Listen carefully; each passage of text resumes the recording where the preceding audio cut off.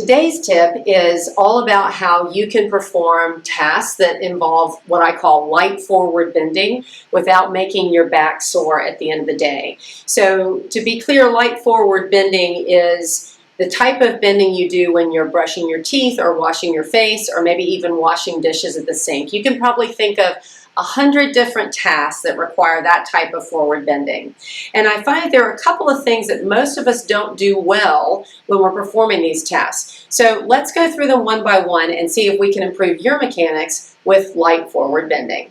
So first, you probably already know that you want to keep your back relatively straight when you're doing any sort of bending.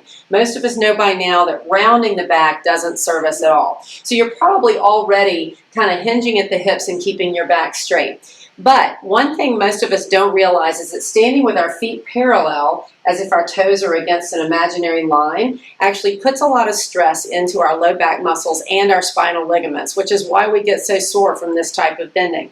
All you have to do to make this better is stagger your feet just a little bit. So you don't have to stagger them far. A lot of folks try to step into like a lunge position when I tell them this, but you really don't have to stagger very far at all. And you can still keep your feet shoulder width for good balance. Now, once you've staggered your feet, you'll find that when you try that little bit of a forward bend, your hips automatically go back and your weight goes right into your buttocks, which is the strongest part of you.